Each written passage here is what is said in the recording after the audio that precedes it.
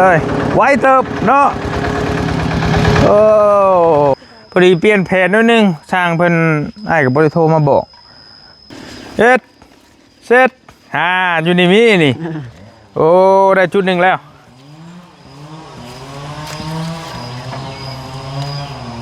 แสดงว่าอยู่นี่มีเนาะอยู่นี่เนาะร้อยเลยอยู่นี่นะครับอยู่ฮะครับได้เริ่มติงอยู่แต่ไอเห็ดบางด้วยเห็ดจะได้คือมันคือภูเขาอ่ะมันคือภูเขาโอ้อะไรบ้าง2 คนได้ไปเด้อครบต้องกี่ซอยมาล่ะมาน้องล่ะเดี๋ยวโอเคยกขึ้นได้บ่นะได้บ่เจ้ายกได้บ่ถึงบ่เบิ่งไอ้สิเบิ่งบ่ไอ้บ่อยากซอยแล้วอยากเบิ่งอิทธิฤทธิ์เจ้าโอเคโอ้เก่งบ่ได้ปงบ่ที่บ่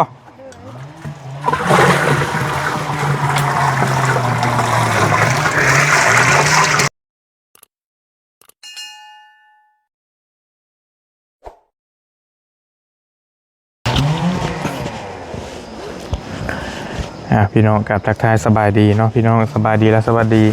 ยามบรรยากาศตอนเศร้าๆได้พี่น้องเด้อบัดสุขุสุขคนเนาะโตพี่น้องทักทายสบายดีกันอยู่บ้านเทิมใหญ่เนาะเมืองพลานไซแขวงสวรรณเขตหรือว่าอยู่เฮือนน้องพรเท่านี้แหละมื้อนี้กับบริตื่นแต่เช้าพี่น้องตื่นดึกลุกเช้าเพราะว่ามื้อนี้ทางสร้างเพิ่นสิมาเจาะน้ำให้ทางน้องพรเฮาเนาะตอนแรกเพิ่นว่าสิมามื้ออื่นเนาะแต่ว่าวันนี้แหละอ้ายเพิ่นโทรหาบริเมื่อคืนนี่เพิ่นเปลี่ยนแผนเพิ่นสิมามื้อนี้ว่าซั่นพี่น้องเนาะและบริก็ตื่นแต่7 โมงเตรียมตัวเพื่อมาฮอดพี่เนาะตอนนี้มันก็บ่แม่นเช้าแล้วพี่น้อง10 โมงแหละ10 โมงคือมืดแท้10 โมงเนาะ10 โมงกลางเว้นแหละพี่น้อง10 นาฬิกา 11 นาทีพี่น้องเนาะเดี๋ยวสร้างเพิ่นกำลังเข้ามาจะน้อยฮอดพี่น้องเลยให้เพิ่นมายามเบิ่งหน้าเบิ่งในแล้วว่ามันสิเจาะได้อยู่ไสจังไดก็ติดตามเบิ่งนํกันเนาะทางบริกับเบาเหย้าเดินทางมาก่อนเพราะว่าบริกับเบาเหย้ามีเงินสมทบกันสิเจาะน้ำให้เพิ่นน้องเพิ่นก้อนเนาะให้มันได้เป็นย่างไปก่อนว่าซั่นเนาะได้น้ำแล้วก็ซอยเรื่องอื่นต่อไปก็จังว่ากันเนาะมีน้ำแล้วก็มีไฟมีเฮือนมีซ่านอะไรก็จังว่ากันเนาะที่สำคัญนี่ก็ไฟนี่ก็จะลงให้น้องเพิ่นอยู่บรินี่ก็ได้เพราะว่าน้องเพิ่นเองนี่ก็ถ้าต่อไปได้เฮ็ดเฮือนเฮ็ดซ่านนี่เฮาก็ต้องใช้พื้นใช้ไฟพี่น้องเนาะไฟนี่ก็ประมาณ10,000 บาทบริได้ถามเพิ่นแล้วเนาะประมาณ6 ล้านน้อยๆว่าซั่นประมาณ10,000เนาะประเดี๋ยวไปรัดสร้างเจาะน้ำน้ำกันว่าเพิ่นสิเป็นจะได้ยามน้ำได้อยู่ชายมองได้ใจใดก็จังว่าน้ำกันนะพี่น้องเนาะฝากติดตามในเด้อเครียดน้องพรเฮาพี่น้องเด็กสาวบ่แม่นเด็กละสาวกำพร้าพ่อเนาะแบบเดียวกันกับบอลี่บ่เตียงกำพร้าพ่อแม่เอาผัวใหม่ก็อยู่กับพ่อหน้าเพิ่นก็ได้เนาะโอเคป่ะพี่น้องมาแล้วพี่น้องเอ้ยพี่เลยไว้เติบเราก็ได้โอ้ดิ่งมาเลยเนาะรถบุญสร้างเขารวดเร็วทันใจเติบต่อมาเลย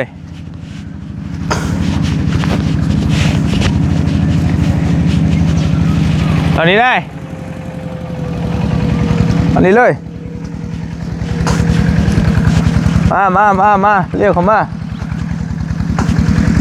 เรเข้ามาโคตรไทยพอลักวินเปล่าลอยเลยวินอยู่ป่ะพี่ก็ได้โค้งพี่ก็ได้นี่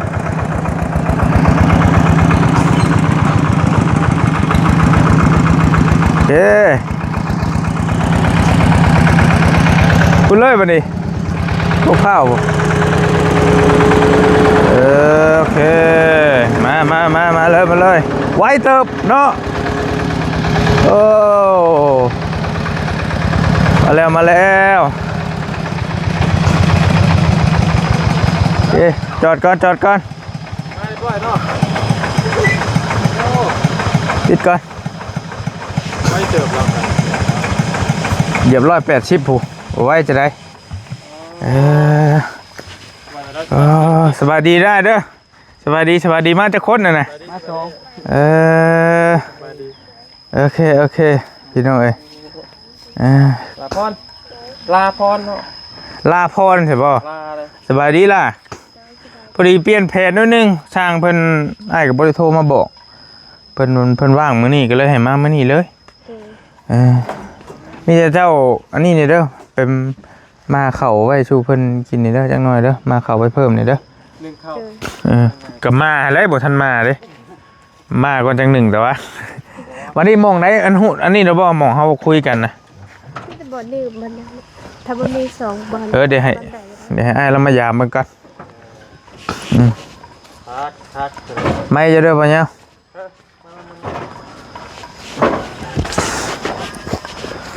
เพิ่นอ้ายเพิ่นมาแต่ผู้ใดพี่น้องบ้านเลยผู้ใดไปเลยแล้วบ้านนาเพกผู้ใดได้เนาะแล้วบ้านนาเพกอันไอ้เมื่ออัศพรบ่อยู่ผู้เมื่ออัศพรผู้ใดนาเพกไอ้บ้านน้องปลาน้องนั่นนะผู้ใดพี่น้องเอ้ยมา2คนซื้อ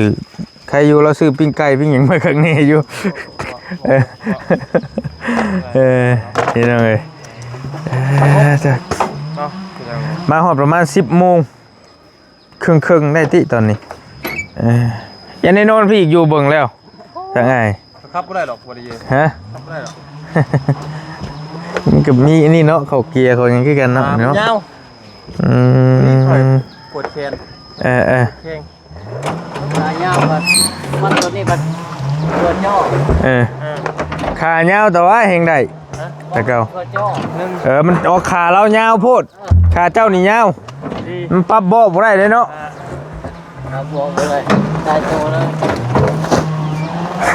ระบบเกียร์เพิ่นโอเคนี่มียังนี่เบรกกว่าดิถามน้องเพิ่นกว่าเป็นจะได้เลยได้เอาแถวใดเนาะนี่มาพี่ไอ้ยามบ่แมนอยู่มองฮะพยายามมันก่อนเอาแถวนี้เนาะแมนมันกันได้แป๊บนึงเอาไอ้ลองยามเบิ่งโดย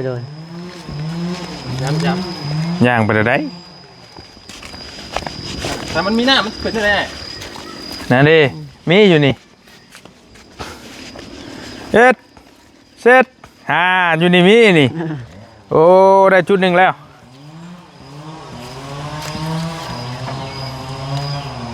แสดงว่าอยู่นี่มีเนาะอยู่นี่เนาะร้อยเลยอยู่นี่โอ้กับอยู่แถวนี้ลองเบิ่งอยู่แถวนี้บ่มีบ่จ๊ะเฮ็ดแล้วจอยพอยังเห็นมันอยู่เจนะโอ้จะคืนเล่นอย่างงูย่างไปเบิ่งเนาะเอาเล็กใช้มือชื่อกะอยู่นี่ก็มีนี่เราย่างมาเบิ่งมาให้เบิ่งน้องนี่หัวผมคิดเอาซื้อได้เหรอบ่เอาได้มองบ่มีก็บ่มีได้นี่อยู่นี่สิได้อยู่นี่เบิ่งชงอยู่นี่หน่อยเนาะ2 จุดจุดนี้นี่เลือกเอาเพิ่นสิเอามองใดไปเบิ่งพูดเลยมองโพนพูดเด้โพนพุ่นว่าลองเบิ่งเพิ่นจะให้มันอยู่เจหั่นน่ะอันนี้ก็สิกลางโพดอยู่นี่ก็ได้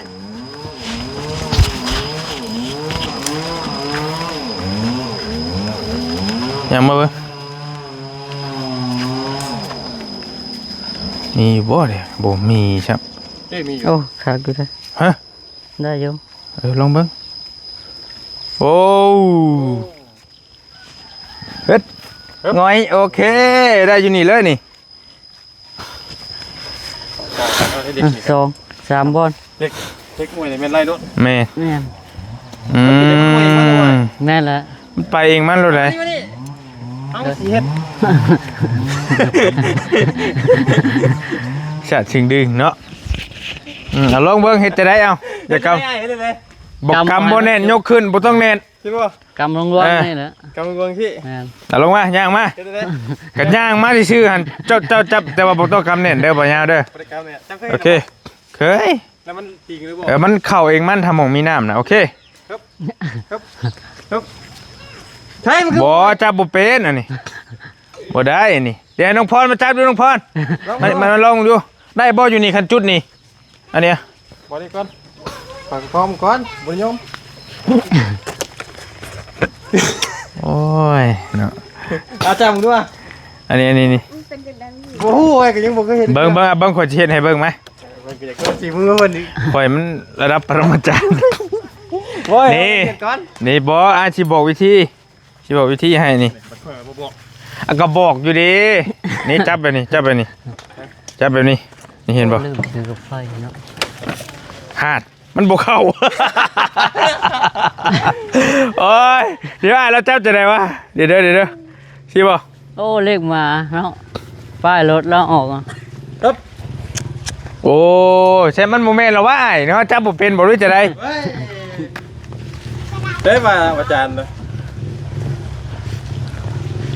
มาให้เราสอนก่อน หาด เอาแก้ชื่อเนาะ จะจับเครื่องไอ้นี่เด้อแปะไว้สิเด้อลองย่างเบิ่งน้ำพนอนมันได้อยู่หันกินนี่จะลองเบิ่งเจ้าของฮะ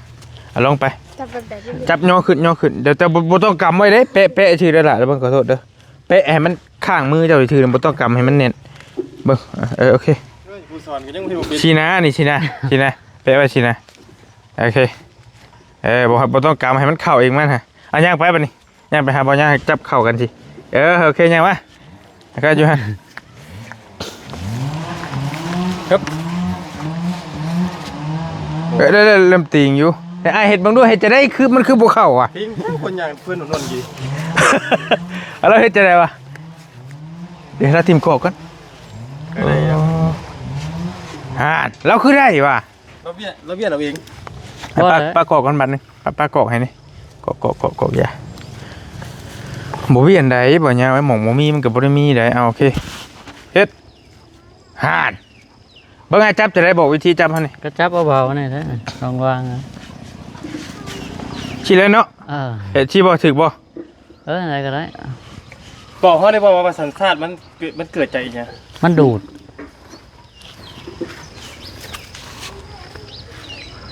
มันคือภูเขาโอ้ย มันงงๆอ่ะ คือภูเขาเฮ้ยหาดบ่เราจับบ่ง่อยด้วยได้ฮะบ่ได้มันบ่แม่นแล้วเฮาว่า ไม่เห็นเอาจังไง บ่แล้วบ่ มาซ้ำมันก็บ่แม่นซ้ำมันก็บ่แม่นช่างแล้วอ่ะน้องก้อนทำไม มันบ่ได้อันอยู่นี่โอเคบ่น้องเพิ่นได้อยู่นี่ เลย โอเคจะลงมาเบิ่ง จับเน็ตมาจับเน็ต บ่ต้องกำเน่นเด้อกลับมาเบิ่งบ่ได้บ่เจ้าห่างกันโพดห่างกันกันโพดโอเคเอาจะจ่อกันมือเล็กนะเอาเงามันโอเคยังว่าบัดนี้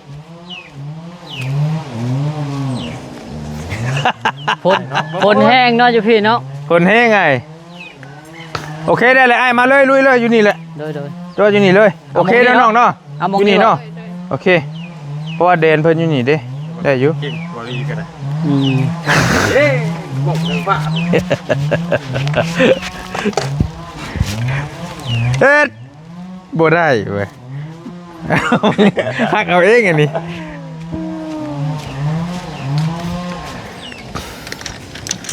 โอเคมาลุยอยู่นี่เลยง่ายๆมีแต่เฮาเตรียมน้ำมาแล้วเตรียมน้ำเตรียมทางมาให้บ่าวมันเฮ็ดดูนี่เพิ่นเคยเฮ็ดให้เราเฮ็ดให้เบิ่ง ตั้งอะไรกันพ่อ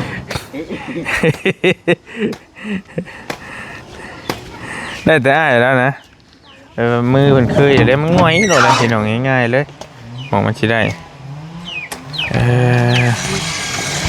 ถือว่าโอเคโชคดีอยู่เริ่มมาเลยหมดตัวเป็นเฮ็ดมาเป็นหลายร้อยโบที่ตัวจะได้ก็โชคดีอยู่เฮาได้หม่องที่เฮามักเลยหม่องที่เฮาอยากได้เลยโอเคมาพอเฮาอยากได้น้ำอยู่นี่พอดีเด้โอเคเด้เนาะข่อยว่าเนาะอยู่นี่มันค่อยนี่พอดีเลยเนี่ยไหลลงนี่เลยก็โอเคแล้วโชคดีมันยังมีน้ำจุดนั้นก็มีจุดต่อไปก็มีน้ำลายอยู่พี่น้องกันแถวนี้ถอยเอ้ยเงาเดินหน้าโบกรถแบบไหนเอาเลย อันเดิมเรานี่แกโควินเนี่ยนี่บ่ โอเคเด็ดโอ้ยชนเลยไอ้อีกบ่ สองข้าง มาสองคนมาที่นี่พี่น้อย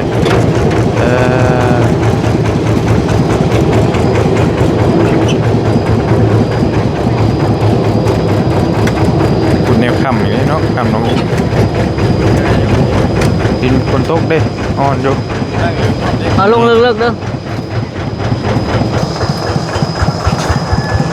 เอ้ถอยมาแม่นบอก เอาตีนมันอยู่นี่เลยโอ้ได้บ่ได้บ่ ทางเลยชาลงบนนะ บ่ได้บ่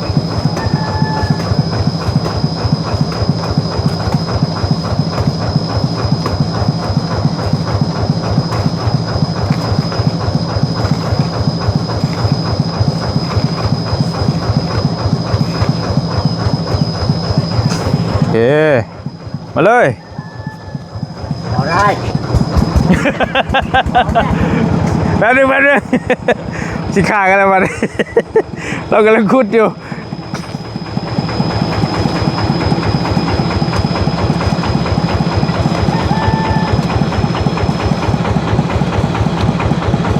โอเคมาเจ๊ป่ะเป๊ะป่ะได้แล้ว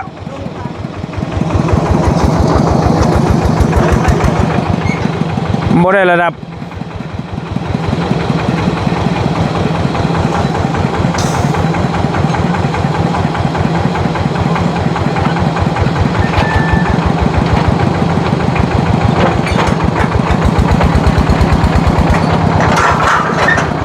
ได้ป่ะ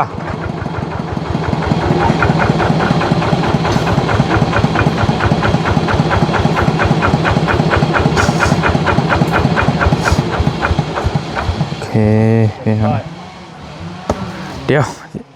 มาเอาชิเริ่มเจาะประมาณตอนนี้10 โมงครึ่งพี่น้อง10 โมง 32 นาทีเนาะ 11 โมงเลยสิได้ลงมือ 11 โมงน้อยเนาะ อันนี้ตั้งฐานไว้ก่อนบ่ แม่น โอ้ยบ่ง่ายเพื่อประกอบเลยอันปกติแล้วถ้าเจาะบ่มีปัญหาดีในจักชั่วโมง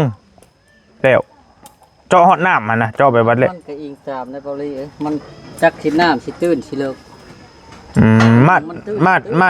มาตรฐาน5 ชั่วโมงได้บ่ เพราะมันก็บ่ได้แล้วเจ้าหมูมันแข็งมันก็บ่ได้แล้ว มันเชื่อบ่มีดินนี่เนาะ ลองเบิ่ง นี่ก็ยากกันบ่ แม่นครับ กุ้ยลงไปนี่จักสิเจอหยังแล้วนี่ก็ได้พี่น้องเอ้ยคือว่ามาลุ้นน้ำกันเนาะ เด็กตัวเจ้านี่ ตัวจะได้ตัวเองเฮ็ดบ่เป็นว่าตัวเดี๋ยวเฮาวันนี้แหละเฮาเคลื่อนตัวนั้นมาเบาเจ้าทางน้ำน่ะ เพื่อนได้ตักเอาแล้ว ก็นั่นแหละเอาทางเรามานี่ยกกระลูพนมาน้องมาเตรียมนั่นแหละคู่ทางกระมังเฮาน่ะห้ามเอาได้รุ่นนี้น่ะบ่ได้มีน้ำได้พากันตักเอาน้ำนี่แล้วซอยกันยกมาเลย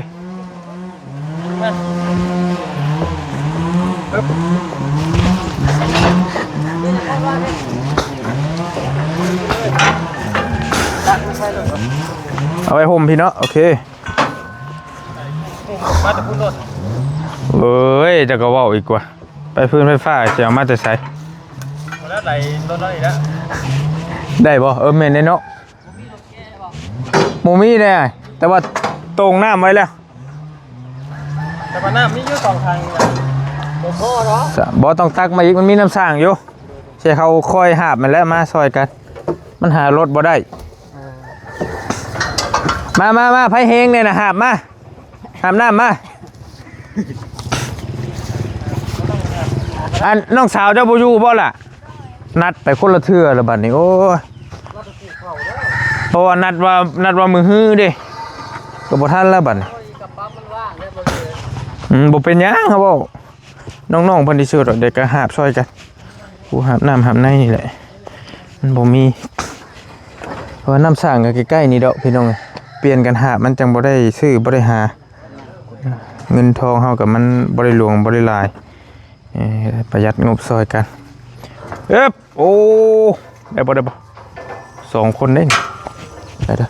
ครบต้องกี่ซอยบ่ยาวโอ้พาตอง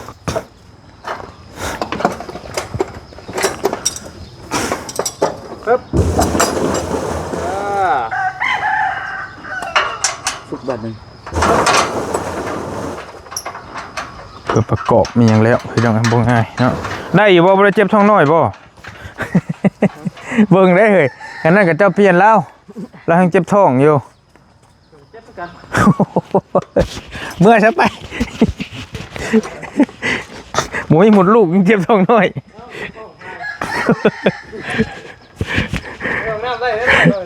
ได้แล้วของน้ำเขาได้แล้ว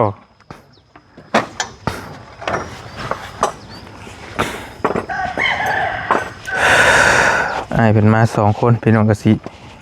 ยากในนั้นนึงอยู่คือว่าแล้วแต่เก่ากระชองบ่แล้วแต่เนาะผู้นึงไปใช้มื้อนี่หอนยามเฮ็ดให้เฮ็ดนาแล้วได้พี่น้องไอ้เนาะแต่ว่าเงินก็ต้องหาจะได้บ่ได้ไปซื้อน้ำมันเติม ก็ยังดีว่าอ้ายเพิ่นอยู่บ่ไกลปานใดก็ได้บ่จัก50หลักอ้ายแต่มานี่ว่าแหละ กลัว50บ่ของว่าจังโมงอ่ะก็คือว่าแล้วเราอยู่เมืองอันนั้นผู้เมืองจำพรแม่นบ่เบิ่งอัศพรผู้บรรณากุจารผู้ใดในผู้ใดบ่โอ้มาจากพ่อผู้บ่บ่คนกายเข้าไปในพุ่นจังรถลักกรุงเทพต้องย่านโควิดอยู่โฟวินบ่นี่อ้ายบ่ได้โฟไดบ่โฟกันทักเดียวจักรถมันก็ได้อยู่บืนไปใช่ว่าสิรัดมาทางแบงนาถมเพราะมันทางเนี่ยโซ่สามครับคุณโจ๊กได้ข่าวตรงเย็นที่เจ้ามันมีทางลัดอยู่เนาะโทรหาเบิร์นบริส่งหายผมบ่ติดฉ่ำแล้วบ่มีผู้รับเปลี่ยนแผนมารับน้องมาตรงข้างมานั่งมาโอ้น้องสาวเทวเห็นบ่เทวมาล่ะมาน้องล่ะเดี๋ยวโอเคยกขึ้นได้บ่นะได้บ่เจ้ายกได้บ่ถึงบ่เบิ่งไอ้สิเบิ่งบ่ไอ้บ่อยากซอยแล้วอยากเบิ่งอิทธิฤทธิ์เจ้าโอเคโอ้เก่งอีหลี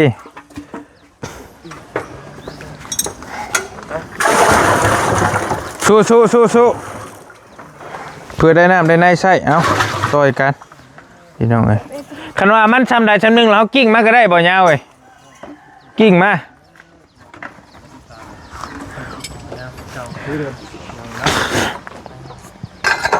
พี่น้องเลยเดี๋ยวออกไปข้างนอกก่อนเนาะออกไป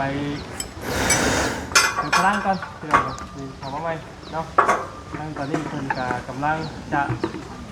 เตรียมเนาะเจาะน้ำจะได้ให้ทางน้องพรครับ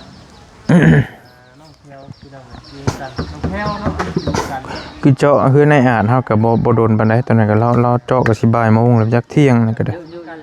เอาอันดิชิโน่เด้ไอ้เจาะก็เที่ยงคือกันบ่นั่นก็อยู่ไห้นาเด้แล้วจังโมงแล้วตัวน่ะจื้อบ่ประกอบหยังแล้วเบิดเลยประกอบแล้วนะพอดี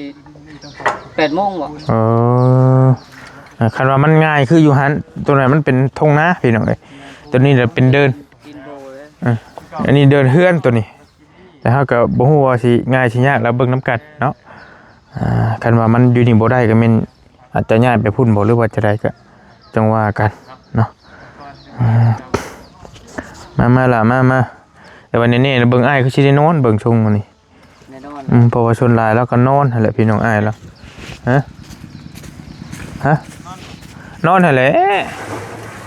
แต่มีหม่องเพิ่นให้เพิ่นนอนอยู่บ่ล่ะเพิ่นสินอนพี่ได ฮะ นอนเถินอยู่ตู้อันนี้เลย อยู่นี่แหละแม่นพ่อแม่เจ้านอนเนาะนี่ได้เฮือนแล้วได้ขึ้นมาแล้วป่ะได้อยู่ดอก2 คนนึงเก่งอีหลีนี่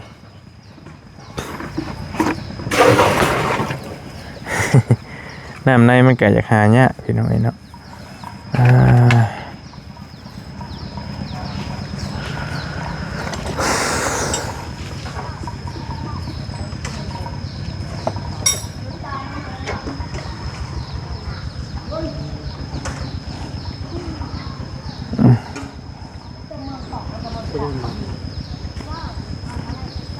ฮัลโหลตัวเองนะเรื่องนี้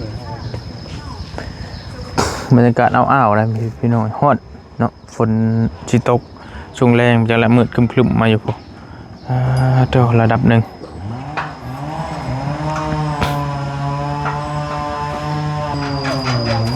มีสัญญาณนี่บ่ บ่สัญญาณโทรได้อยู่ สัญญาณเน็ตเรียบร้อยเลย รักมันก็บ่ได้บ่ โทรได้แต่ว่าสัญญาณเน็ตบ่มี รักหาได้บ่ จักเล่นราคา ต้องหาลูก น้องเพิ่นก็บ่มีโทรศัพท์ แต่ว่าบ้านโน้บ้านทางมาน่ะมีอยู่ทงนากินนี่ได้อยู่หั่นใช้เน็ตได้อยู่เข้ามานี่เพิ่นบ่ได้เบิ่งมาไอ้อย่าหับช่วยมาฮะเก่งๆอีหล่ะเพิ่นนี่เก่งเดี๋ยวสิซื้อขนมมาฝากดอกเบิ่งไอ้สิหับช่วยมาเจ้าจับนี่ให้นี่ไอ้สิเปลี่ยนให้จับให้มันเห็นหน้านี่เด้อเบิ่งนี่เด้อ โอเคคนเป็นแห้งเจ็บท้องน้อยอยู่เป็นแห้งใช่แล้วบาดจะได้จำเป็นแล้วมาช่วยบ่เอ้ยดีมาช่วยกันมาช่วยกันเอวอ่อนอีกแล้วข่อยบาดนี่คนแห้งมุมมีเอวอยู่ไม่ค้านกับโพดโพ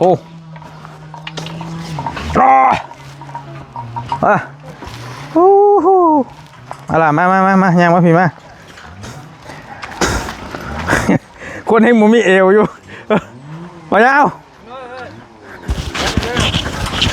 โอ้ยคักแล้วนี่นอกจากเฮ็ดจะได้กินนี่บ่ได้ปรุงบ่ชีบ่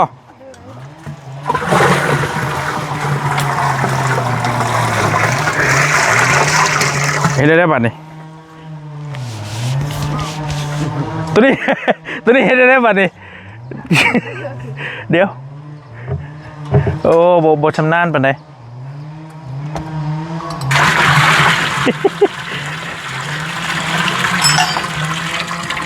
โอ้ยเนาะมันอยากลืมอยากยังไปเลยคนบริหารน้ำแต่เฮงมามาบ่ช่วยกันไอ้อยากลดคุ้มอ้วนนะมันเป็นยังดอกช่วยเจ้านี่แหละมาขึ้นมาละมาเก่งอีหลีอีนางนี่ป้อนักขาบน้ำนี่เบิ่งชงนี่ปุ๊บโอ้นี่เขาเดียวเต็มทางเลยโอ้เฮ็ดโอ้เก่งนี่เชือกอันนี้เพิ่นนะพี่น้องเอ้ยสายคู่เพิ่นนะว้าวขาดเลย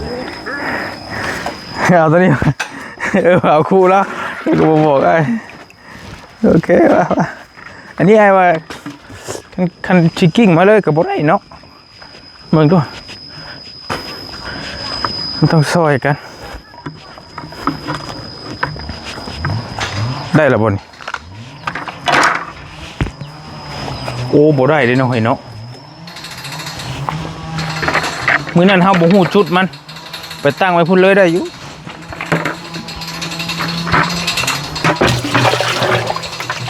มาลดมาเข้ามามันมีหลายทางเนาะ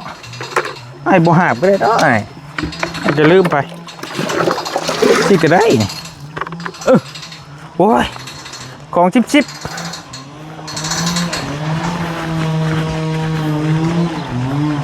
ฮะ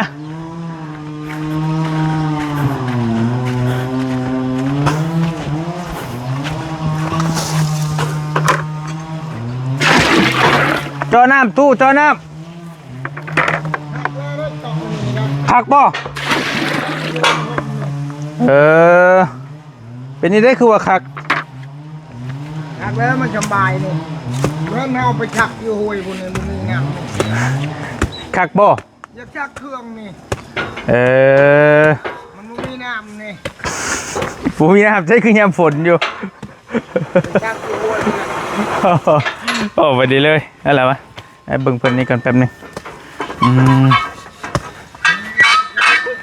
มีหยังตัวนี้เบาคือหยังเห็นยังนี่ คุดคุมน้ แม่นเลยเนาะ ตายแล้วเขาชักเครื่องนี่ไปแล้วมันห่มนี่ ก็มาอันนี้กันเอาคอปันกันใช่นี่แล้วบัดละยามบ่มีก็ได้แบ่งปันกันเป็นหยังดอกใส่น้ำกันยามนี้ยัง โอ้ยมันตามันแต่เยื้องเลย ยามนี้ยังพอธรรมดาพี่น้องยามฝนแต่ว่าถ้ายามแล้งเอาชีวิตน้ำเนาะถ้ายามนี้คือว่าโอเคอยู่กีฬาดิโอ้ร้อยดีนี่ เต็มแน่ไว้ดีเนาะ นี่ทางนี้นี่อีกทางนี้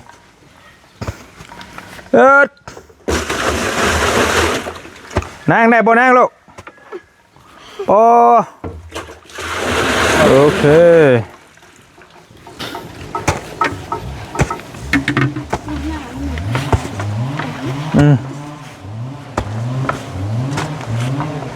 จะมือก้อนเลย เบรกก่อนเปลี่ยนกัน มันหนักหลายเลยทุกทางนั่งเลย เบิ่งก่อนสิเบิ่งเจ้าเห็ดโอ้ประมาณอยากเปียกนี่แหละเนาะ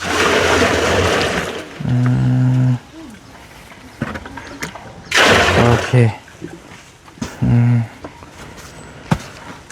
ซอยกันพี่น้อยไปใช้เครื่องบ่เจ้าน่ะแล้วมาซักน้ำกันขอยันตัวเจ้าบ่ซักหน่อยเขียนหย่อมดีนะ ยามได้มันขาดน้ำตุ๊ เดินหน้านี่ เดินหาบ่ยำแรง4เดินหานี่ยากได้พี่น้อยแต่ว่ามีน้ำแล้วโอเคสะดวกสบายให้บัดนี้ มันทางเองมือเฮาทางเองนี่มันล่มเลยฮอดหินแล้ว โอ้มันยากค่ะแล้วใช้มือทางแมน มือนี่แหละทางชีเม็ดถ้าเราทำมันฮอดโลดหินนี่ชีเม็ดจะฮอดหิน เอาเลย นี่คือกัน นี่ยังนี่วะเสื้อผ้าได้นี่โอ้ ไปแล้วก็หินได้ เคยทางอยู่ชุมพรเฮาตะกี้ก็แต่เพิ่นแต่ยังน้อย ำเอาเบิ่งต้นข้าวกันตื้นอยู่ เออ เบิ่งต้นข้าวนี่ บ่อยู่ ต้นข้าวต่ำเลย หักมันนี่บ่อ้าย บ่เบิ่งต้นมันต่ำหั่นนะ คันว่าต้นมันสูงมันเป็นจังได๋ มันสิหินมันสิเลิก ชุงเนี่ยมันก็ หินมันเลิก น้ำมันก็บ่นั่นแน่นี่ เป็นเลย โอเค มึงจะรายอ รายอยอตะการตาดันเลย ไอ้กินข้าวมาแล้วบ่ล่ะยังบ่อันไอ้มีตะกรับบ่ฮะ ข้าวก็มีอยู่ โอเค เจ้ากระป๋องน้ำ คอยได้จะบ่ใช้เกิบบ่จะบ่มีเกิบบ่หรือว่าจะได้น่ะ เกิดแม่ตูถือไปที่บ้าน เอ้าเกิบมีคู่เดียวซั่นบ่ โดย โอ้ยเนาะเบอร์ยังจะใช้นะเอ้ย เก้าทวน เบอร์9ถ้วนโอ้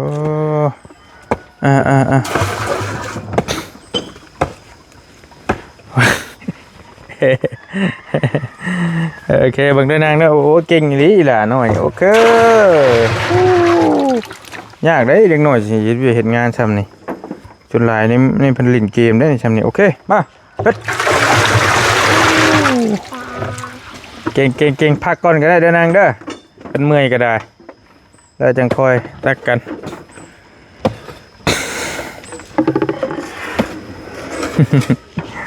ลงไปจากเคงไปได้นี่ก็ได้ไปพี่น้องในมิตรสิเดี๋ยวจะนอนเอาข้าวมาได้เด้อเดี๋ยวจะออกไปหานี่อยู่ในกินเบิ้งเอ็มลอยมาให้ก่อนจะออกไปข้างนอกก่อนพี่น้องจะเข้ามาใหม่ก็อยู่ร่วมกันนี่แหละบัดมือแล้วมันนี่พี่น้องจนค่ำพุ่นแหละเนาะน่าใดก็จังว่ากันมาพาให้เรามาเจาะน้ำให้เพื่อนน้องพรหรือเพื่อนสาวพรเท่านี้แหละเนาะพี่น้องเอ้ยฟังเบิ้งน่าใดก็มันสิเจอปัญหาอย่างแน่ชิงยากชิง่ายน่าใดก็จังว่ากันพี่น้องเอ้ยเนาะไปอยู่ดีมีแฮงพี่น้องโชคมานฝากติดตามเคสน้องพรเท่านี้เด้อแล้วจังว่ากันพี่น้องบ๊ายบายโดย